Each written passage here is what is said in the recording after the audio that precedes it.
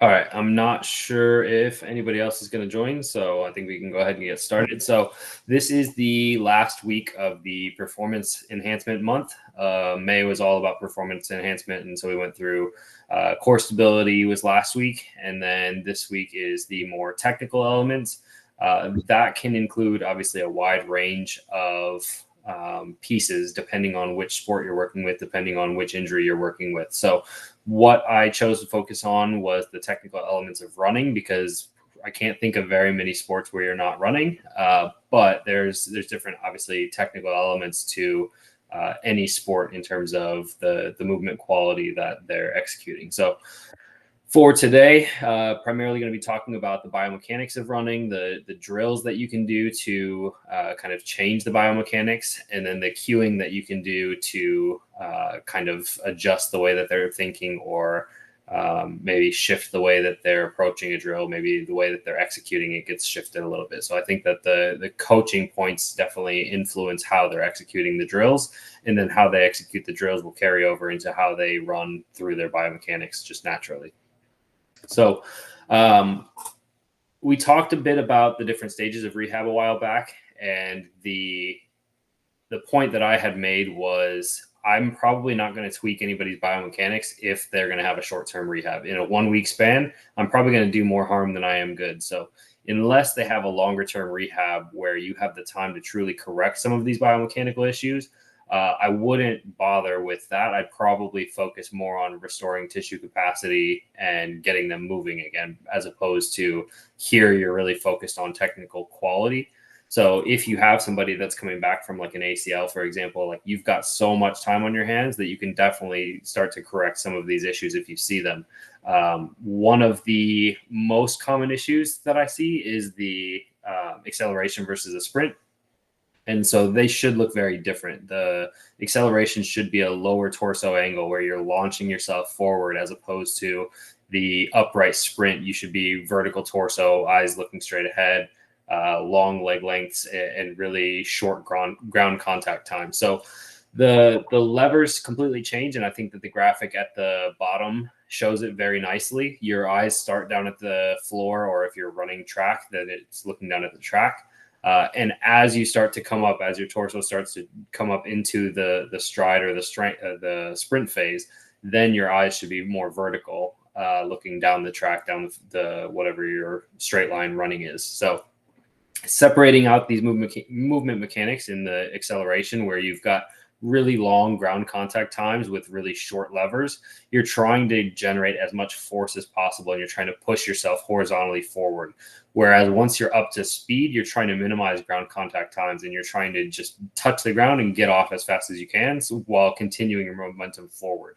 And so, as you can see in the picture again, the leg's a lot longer, the torso's a lot more vertical, the head's up. All of those things will play into the difference between acceleration and top end max velocity sprint speed. The other thing that I see all the time with sport or like ball sports is the frontside versus backside mechanics get really skewed. There's not a ton of great runners in team sports. They tend to be pretty poor movers. Granted, they're plenty athletic, so they can get away with it. But if I have the time to take somebody who's really strong, really athletic, and the only thing that's really slowing them down is their movement quality, I'll take some time and I'll emphasize the front side versus backside mechanics. And so the graphic up on top shows the difference here between the front side and backside. Even really, like when I was working college track, you still see some collegiate track athletes who have really heavy backside mechanics. So it's not to say that you can't succeed, you can't be fast with backside mechanics, but you could definitely be faster with better mechanics. And also you're going to open yourself up to less injury risk if you have proper mechanics. So the high heel recovery there, you see kind of that teardrop shape. It's underneath both of the diagram's feet. And the only difference is how high they're coming up on the backside versus how low they're staying on the front side. So on the poor backside mechanics, you see a little bit more forward torso lean. And again, that's confusion with the acceleration phase, not really getting out of the acceleration phase. They should be more vertical once they're up to speed. And what that does is it sets them up for success. It gives them a better ability to drive that knee forward, get into that true hip flexion, to then be able to drive down into the ground and push off, as opposed to just falling out onto that front foot and just trying to catch themselves every time they take a step. So the poor backside mechanics looks a lot like a fall, as opposed to good backside mechanics. It looks like they're pushing the ground away from them. And that's been consistent cueing across a lot of different sprint coaches that I've worked with.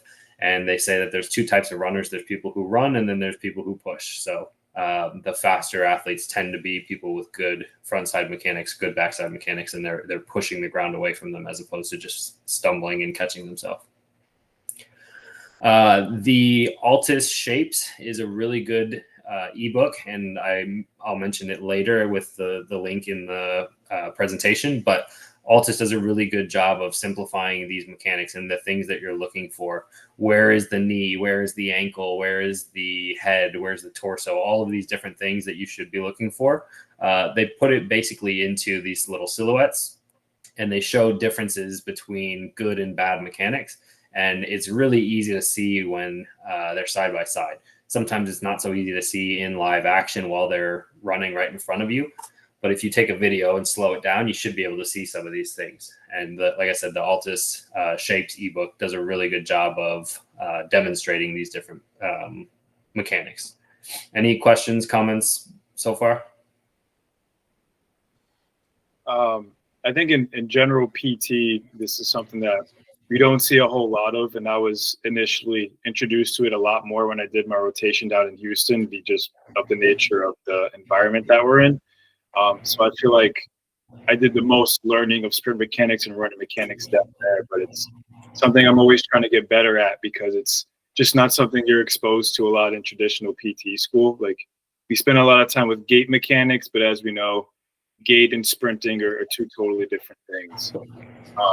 Yeah, it's interesting stuff. I think I heard somewhere, I don't know if it was from you or from like a different podcast or something, but in terms of front side and back side, generally speaking, you want big, strong movements on the front side and then minimal movement on the back side. Would you say that's consistent? Yes, on the front side, like, you definitely want that high knee drive. And the way that Tony Holler's one of my favorite coaches, track coaches. He actually coaches at the high school level, but he really simplifies his coaching points. And so he says that think of your leg as like a hammer. And so you're trying to create this hammer where you've got a 90-degree angle between your thigh and your lower leg, and you're trying to really press down or smack down into the track. And so that really big front side mechanics tends to help. Granted, I think that there's obviously a tipping point there where you're just reaching out and you're overextending. And one of the drills, and we'll get to this a little bit later, one of the drills that I see done wrong a lot is the B skip, where people are kind of kicking that leg out in front of them. And instead of you're getting this high knee and you're whipping it back behind you or under you and pulling it down and in, a lot of times they get this high knee and then they extend their leg out like they're trying to kick down a wall or something. And so you can be too front side and you can overextend yourself, and you're going to lose a lot of your force production if you're too big on the front side. Same thing with the backside. Like, everybody has a heel recovery. It's just a matter of how high is it, how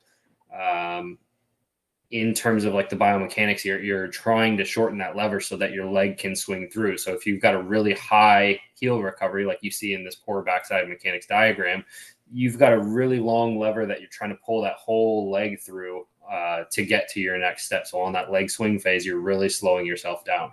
If you can shorten that and then get into this, like what they'll call like the figure 4 position, where you've got that straight or like slight knee bend while that other knee is kind of coming through at a bent angle, then you've got a lot more force. It's a lot easier to swing that leg through, and you're generating that front side propulsion by swinging that leg through.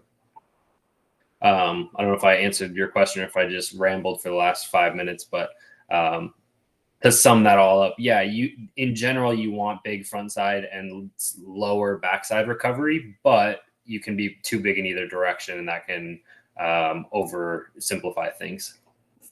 Got it. That's helpful. Thank you. Mm-hmm. Anything else? Cool. So moving forward into the drills, there are 1.5 million track and field or sprinting drills, and a lot of different sports utilize these. Pretty much any sport that has a large space where you're going to open up into a full sprint is going to do some variation of these exercises. For example, I think every team has always done A skips, whether they call it that or not. A lot of times they'll call it skips for height or skips for distance, but they're doing some variation of a high knee drive and then light ground contacts where you're trying to get up and off the ground quickly. So we'll go through a couple of these. The pictures on the right, so the one with the little mini hurdles, that's called wickets. And that's a pretty common track and field drill where you're trying to emphasize those front side mechanics where you're getting that high knee drive and you're getting that full hip extension on the backside. But again, it's not so much how far behind that midline it is. It's about where the heel recovery is from there. So she could either drive that next step forward and have a low heel recovery into her next step, or she could just like lazily fling that leg up and around that hurdle and then have a really bad, really high heel recovery on the backside mechanic. The black and white pictures with the kind of stop and go motion pictures, that's actually from a paper that was talking about coaches' emphasis on different drills or cues for the importance of sprinting. And so there's all kinds of different drills that they were breaking down or interviewing coaches to see the importance of. And these are just a few examples of how the exercises look. It's probably pretty small now, but you can zoom in on that later if you go into the presentation slides. So ankling basically is just working on the push off and kind of getting that full range of motion, working through the range of motion as you're pushing the foot. And so a lot of times you're doing just light ground contacts where you're using nothing but your ankle. Everything else stays stiff and rigid, and you're just giving that little pop, pop, pop, pop. You're just using that forefoot to try to push you forward. Obviously, if you're only using the ankle and you're not using your knees or hips, you're not going to go very far. You're not really propelling yourself, but you can start to use this to kind of prep the tissue and lead into some of these more linear days where you're working on sprinting. Dribbles, this is becoming increasingly popular with the education system provided by Altus and Les Spellman. So starting with the ankle dribbles, you're really just drawing. What dribbles are, basically you're drawing little circles, and there's just different variations of the circles that you're drawing. So whether that's a true circular shape around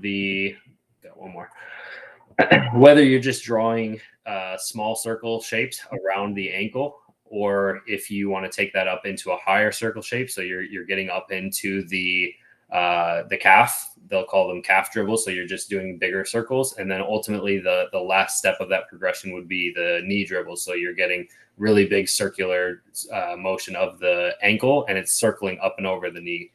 And then you can also take those into, I've seen Dan Paff, when he's working with his track athletes, he's kind of cueing the different shapes that they're drawing with the ankle. So you're either drawing a true circle or you're drawing a little bit more of an oval. And so you can cue the circular ankle dribbles, or you can do an ovular or an oval shape around the ankles. And then you can do the same two shapes for calf and knee. Then you can progress into a little bit more of the hip extension or the hamstring involvement by doing the different sizes of scissor kicks. These used to be called prime times once upon a time. Deion Sanders obviously made this celebration famous when he was running in the NFL. But the point here is that you're getting into that long lever hip extension where you're really whipping that hip back and underneath you. You're activating the hamstrings to get that true hip extension. And you can see a good example of it is by Carl Lewis in that picture on the bottom right, as he's getting real hip extension. If you obviously he's fully in the air, so he doesn't have a locked out knee. But if you took that picture half a second earlier, when he's got that trail leg still on the ground, you would see a really straight leg, and that hip is maximally extended. For the marches, there's different types of marches you can do and different cues you can give to kind of emphasize different points of the technique.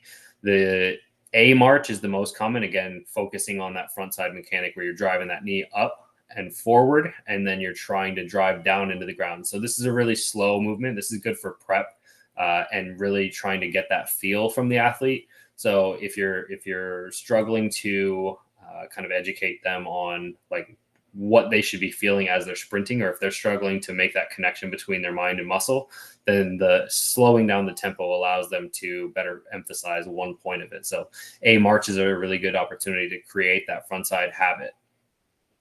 And then that would lead you into a progression of that where you're getting into a little bit more plyometric movement and you're doing the A skips. So you're still getting the front side mechanics, you're still driving the knee up, and you're still driving that foot back down under your center of mass.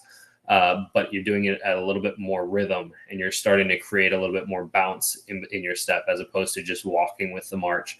So by doing the A skip, that leads you in nicely to progress to your bounds, where you're emphasizing your ground contact time. You're really trying to spend as much time as possible in the air and as little time on the ground.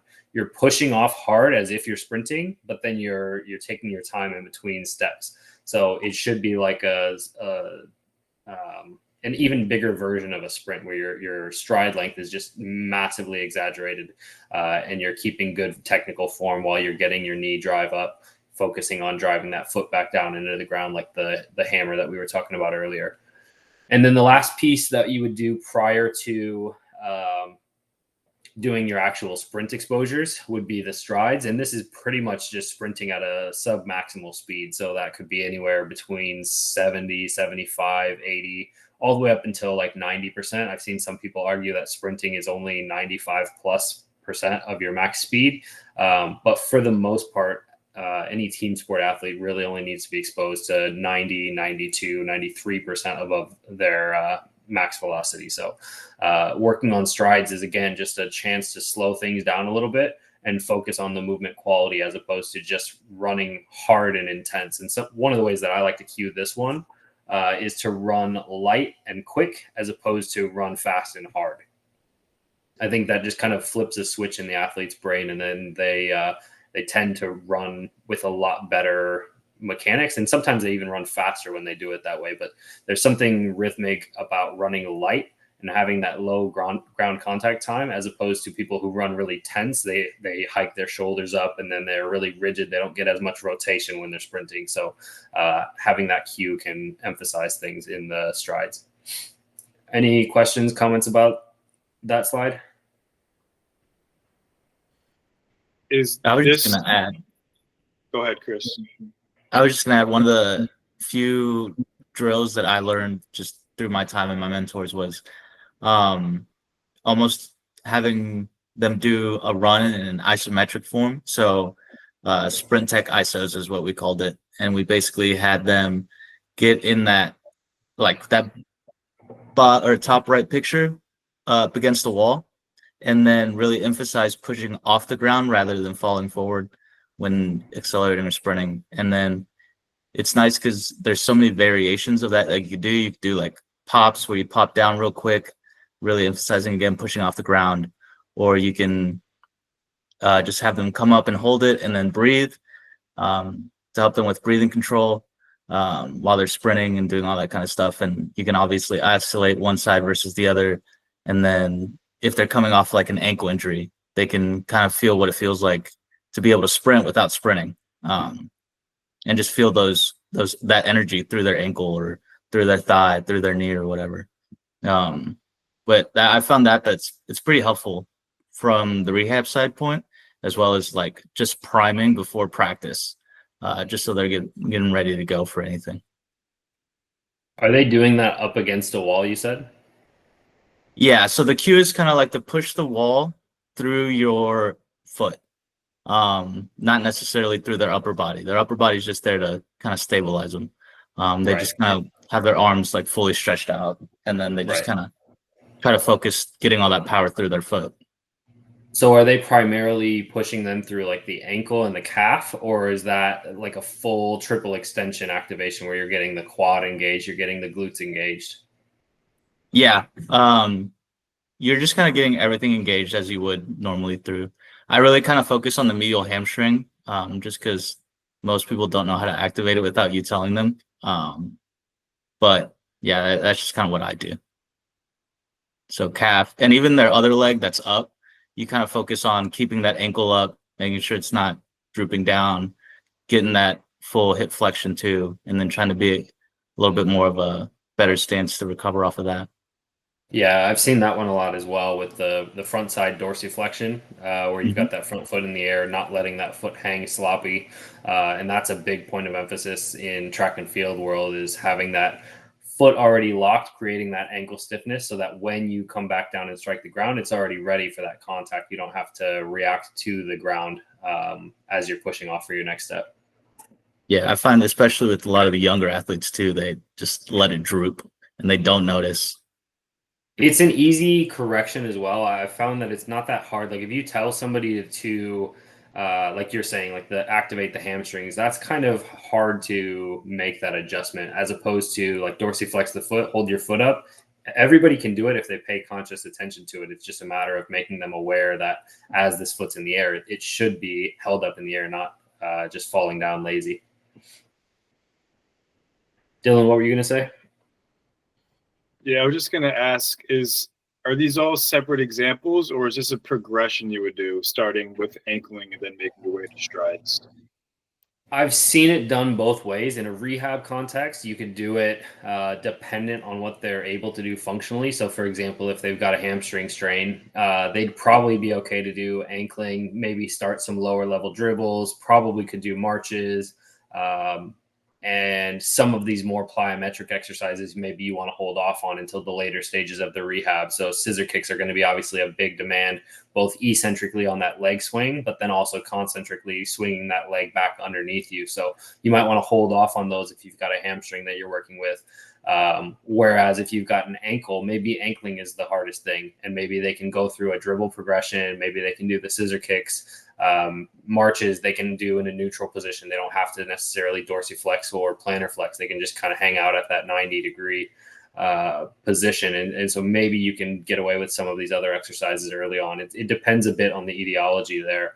But in terms of like healthy athletes working up to a sprint, a lot of times track coaches or even team sport coaches are progressing these leading up to, they're basically ramping up and into the sprint exposures. So I was listening to a podcast with Stu McMillan, the founder of Altus, and he was saying a lot of his elite, like Olympic track and field sprinters, they're doing like an hour and a half of prep to then go out and do like 2 by 60 meter sprints. Like that's their whole workout, is 2 by 60 meters. And so they're spending an hour and a half prep to go do, I mean, you're talking about 12 seconds worth of sprinting, and they're probably getting 5 minutes of rest in between. So it's in a sprint, and especially at an elite level where you're working with really high velocities, the prep becomes increasingly important. If you're going to go out and you're going to go sprint at 8 meters per second, like, okay, you're probably not that fast anyway, so it's not that important. But if your whole sport is sprinting maximally, like the buildup and the prep becomes even more important. And is that because he's trying to emphasize the skill of sprinting more than anything else, which is why we spend an hour? It's almost like practice. I think it's both. And he was saying, like, in his perspective, everything in the track and field world, everything is technical. So from the second you step onto the track, how you walk, how you warm up, how you do everything is building good habits to then prepare you for the sprint. Tony Holler, the other coach that I'm really big on, and Chris Corfus, both, they talk about kind of the prep for sprinting and how you're, again, it's just progressing the intensity so that the body and the nervous system especially is getting ready to go out and do something maximally. If you're half asleep, you just rolled out of bed and you're expecting to hit 90 to 95% of your max velocity. Yeah, good luck. You really have to ramp up that intensity and get your central nervous system in the right space to then be able to achieve those higher speeds. All right. So then moving forward, like I said, there's 1.5 million cues that coaches give. These are some of my favorites, and the easiest one, if you don't want to remember any of the other ones, just say push the whole time that they're like accelerating into their sprint. I forget I wish I remembered the source for this, but there was a track coach who I think he was giving a demonstration or maybe speaking at a seminar, and he was saying, if you only say push, push, push, they're going to get faster. They're going to get new max speeds. It's literally the easiest cue in the world. Like, just say push, push, push, and they're going to run fast. Some of the other cues, whack the track. And so this is talking about the kind of foot to floor interface. And especially Tony Holler talks about this, is you get that high frontside mechanic with the ankle stiffness to then be able to swing that leg down and underneath you to then create force and push yourself. And so if you listen to a really fast person run, especially on a track, but even on a hard surface like turf or a dry like field, you can hear the difference between somebody who's fast and somebody who's not fast. There's a kind of a mushiness, I guess I would say, with slower people. That slow ground contract time, you can hear the difference between somebody who's just really just smacking it and getting off the ground again, and somebody who's just kind of holding onto it and pushing out of it. Cheek to cheek is a really good example for arm mechanics. A lot of people have really funny arm mechanics, whether they're rotating, going side to side, or they're kind of doing the T-Rex. They keep their arms in and they're not moving their arms at all. So really it's if you're having your hands kind of in that drummer position that a lot of coaches will teach, you get from the front side of your face cheek, and on your back side, you should get that elbow almost pointing up so that your forearm is pointing up to the sky. So it should be kind of a 90-degree angle on both sides, and you're touching your cheek on the back side and your cheek on the front side, and then you're switching as you're coming through. The emphasis here is not only the backside arm mechanic that a lot of people skip or forget about, but then also the midline here and not crossing over. So if I'm running, I'm not trying to touch my other shoulder. I'm not trying to come back and pull my arm through my spine. It's really staying in alignment. You get a little bit of rotation because your shoulders are swaying, but most of it should be just the arm action going kind of in a linear plane. It should be basically in the same plane as your glenohumeral joint. Stay tall is a really good cue for pretty much everybody because of the poor backside mechanics that we saw earlier. If you get that forward torso lean, they start to fall out onto that front foot and they're no longer pushing off the ground. So staying tall is a really good cue to simplify everything else. If they're just keeping an upright torso, everything else kind of falls into place pretty naturally. So having them kind of imagine there's like a string pulling through the top of their head and they're just being held upright by it, and everything else is just cycling underneath them. Their legs should be basically like they're on a bike if they're staying really tall. Whip from the hip is another kind of catchy slogan that's similar to whack the track, where you're really creating a really fast angular velocity of the thigh. So you're getting that high knee lift in the front side, and then you're swinging that leg down and underneath you.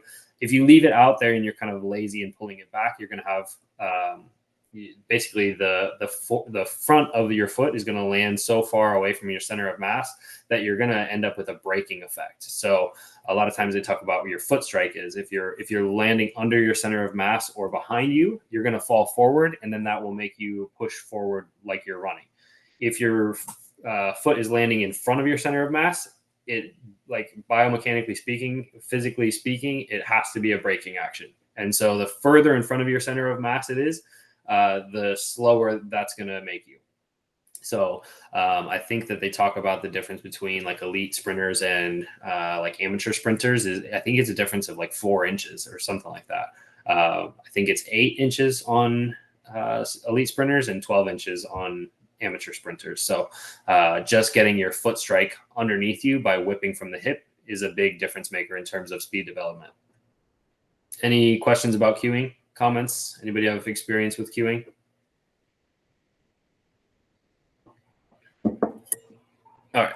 So for the literature review, so that's the link that I was talking about earlier, the Altus Shapes ebook. I would highly suggest everybody go check that out because it's a really easy graphic. The silhouettes on there are, they just put them side by side, and the juxtaposition there makes it really easy to see good and bad shapes. I think they ask you for like an email and then they send it to your email in a PDF, but it's worth it. The book itself is really good. Physiopedia, another plug for them. I gotta find some news sources, but they have really good work sometimes, and the running biomechanics is a good example of it. They talk about the different phases of running, the different activation of different muscle groups, the kind of spring mechanics that you're looking for if you're striking down and underneath you. There's a lot of good stuff. It's a pretty long article, but it's got a lot of good content. And then for the media review, the Tony Holler, this is one of the videos that I refer back to constantly. Dylan, I think I sent you this a long time ago, like when you were still with the Dynamo for your residency. And then basically he goes through and just shows a really simplified version of what he's looking for and what makes people fast. It's really easy to understand. He uses common language to describe these things so that anybody can understand them. Dan Pfaff he has a video called How to Train When Injured. This is really good for the progressions that you're going to take somebody through in a rehab. I believe the track athlete he was working with was a sprinter who had a hamstring injury. And so they were working through some of those drills that we were talking about earlier with I think he skipped ankling, but I think he went into the dribbles, and then he got into some different types of cyclical running. He was going through like strides, bounds. I think he went through maybe a couple of different skip variations, but about a 15-minute video, pretty good for the return to play aspect and how you would apply some of these drills. And then lastly is Stu McMillan. He's got a video with Andrew Huberman where they went out on the track, and you can see the difference of somebody who's an experienced runner and somebody who's an experienced sprinter. So Andrew Huberman is obviously a fairly fit guy for as old as he is and as much as he does in terms of his job, but then also his podcast. So he stays pretty fit. He's a strong guy, but you go out and you see the difference between how they move, that movement quality of like warming up and just skipping. And it's night and day. Like you can see how loose Stu is and how big his shapes are as opposed to Andrew Huberman. And it translates to how much ground they're covering when they're going through their different skips and their movement prep as they get into like strides and things like that. So really fascinating if you're interested in kind of comparing movement quality. And this would pair really well if you're reading through the Shapes ebook. But you can really Stu goes through and he coaches it and he tells him like what he can do to improve. But I think even just if you watched it on mute, like you would get a lot of good information just from seeing how the two move. So that brings us to the publication review for this week. So this was a cohort study that was basically introducing a new assessment tool. And so they were reviewing video footage of elite soccer players, and they were taking them and running in a linear fashion, 35-meter sprint. And so they had 136 soccer players in the trials, and then they included 36 in the video format to then test out the validity of their diagnostic criteria. And they gave that to two different assessors 1 week apart. And then they compared the answers between the assessors so that they had the inter-tester reliability, but then also after a week apart to see what the variation was in between the intra-tester reliability. So they included 5 phases and 12 technical elements that they were looking for. So they basically broke apart. It was similar to the Altus Shapes where they had the different phases of running. I believe I have them still pulled up. It was, I must not have it. I think I have it on the next slide. But the test itself showed good intrarelator and interrelator reliability. And so the different elements showed a range of 75 to 88.5%. For the intra-rater reliability, so in between a week of time, pretty strong correlation between what they were reviewing as good or bad. Basically, their scoring component, all they had to do was give a point if it was considered to be meeting the expectation for the criteria, and they gave a 0 if that criteria was missing. So, for example, if high knee drive was one of the criteria, then they would give a point yes, and they would give a 0 if that high knee drive wasn't there. And so they compared their results between that 1 week time point to see then was the tester or the assessor grading it the same as they did the first And it showed 66.6 to 88.8% inter rated reliability. So good reliability, both intra and inter, and that in their eyes, or at least according to the publication, that this test is valid and applicable to be used for scoring criteria. Because they had male and female sprinters, there wasn't any sex differences that were found, and so that this tool could be used between both men and women. So this is where the different phases and technical elements come in. So the first stage that they were looking at, or the first phase of running, was the toe off, as you get that back leg projection and you start to push off into that swing phase. And so the biggest thing that they were looking for was that trailing limb extension. They really wanted that hip extension on the push off. That's the backside mechanic we talked about before. So if you were only getting that, if you push down from a high knee and you got into that center of mass and you're just pressing from there, and then you're just getting up into your next step, kind of like a high knees where your feet are always underneath you or moving in front of you, then the trailing limb extension would be missing. So having that full hip extension is key for sprinting. They called it the MVP phase, maximal vertical projection. So this is as you're in the air, as you're floating.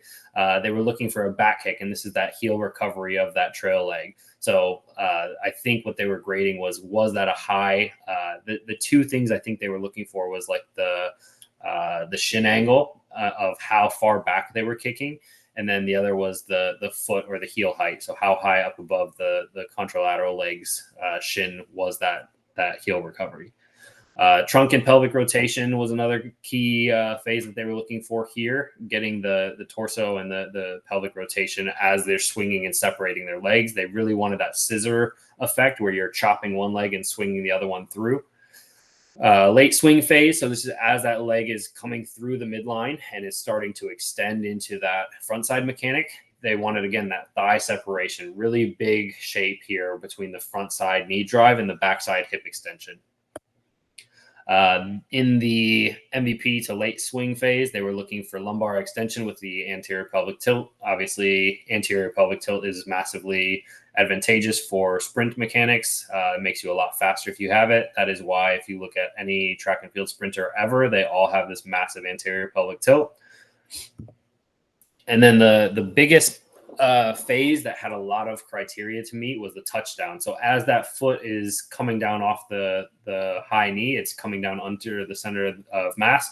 One of the things they were looking for was a forward lean, so a little bit of a slight forward torso, not obviously too much to the point where you're going to have bad backside mechanics, but it should be somewhat of a forward lean so that you're continuing your momentum forward and you're not braking. Still looking for that lumbar extension into the land with the anterior pelvic tilt. Thigh separation is still big here because then you want to have that separation of the trail leg and the plant leg. The foot contact of the center of mass. So they were measuring the distance there of how far forward it was versus how close to the center of mass. The shin angle here was big again. If you've got a backward shin angle, then you're braking. If you've got a forward shin angle, then you're projecting forward. And then lastly, the foot inclination. For the mid stance, what they were looking for was the vertical collapse and the mid stance collapse. And they went into pretty big detail about what that was. But basically, it was just as you're starting to bear weight, does your upper body start to collapse down into the ground, or are you maintaining that same vertical alignment? Any questions about the publication? Any comments? Interesting paper. The application was for soccer players specifically, but there's a lot of good criteria in terms of the technical elements of sprinting here. Did they find any correlation between athletes who scored higher, that they ran faster than the peers in their group? So this paper specifically was looking at injury risk, and what they're trying to do is use the once they found out that this was reliability, they want to then correlate these sprint mechanics with injury risk. And so what they were looking at was hamstring injury risk of these different technical elements. So if they score really low on this total scoring criteria, what does that do for their injury risk? And so far, what it seems to do is the lower their technical ability, the higher their hamstring risk goes up. But it didn't say anything about the performance. That's not exactly what they were looking to measure in this paper. Anything else? You know, if they were just having like a standard sprint, like sprint the 10, 20 meters here, or they like watching sprinting during practice? It was a 35-meter linear sprint. It wasn't during like practice. It would have been an isolated event. I don't know if it was I don't remember off the top of my head if it was like a start into 35-meter max sprint, or if this was like a 35-meter fly. So they roll into the acceleration and then they have a 35-meter like top end sprint. I don't remember off the top of my head which variation they had, but it was isolated away from the training. Either way, it'd be a cool tool to at least try to use at practice and just watch them run. Mm-hmm. Yeah, and I think that the best use case is if you have somebody who's in a rehab, especially if they're coming back in like from a hamstring strain, right? Like you can take them through. You're gonna clear linear running anyway, so just record it and just see what you see.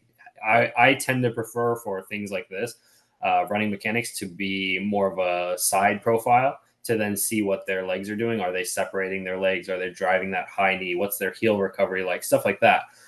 Whereas if you do, most people I see record sprint, they do from either the front or from the back, and they see a lot more of like the asymmetries or the side to side rotation. But a lot of times that's not there. It's kind of hiding what I think is more important.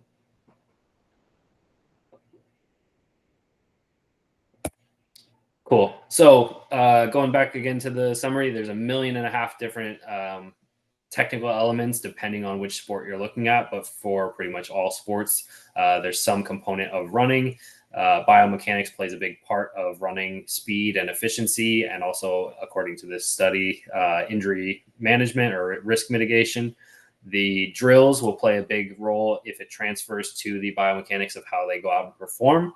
And then lastly, the cues that you give definitely influence how they're executing these drills, which will then again, in turn, influence their biomechanics as they're performing. So that will wrap up for this week. And like I said, that was the last week of the month, which was performance enhancement.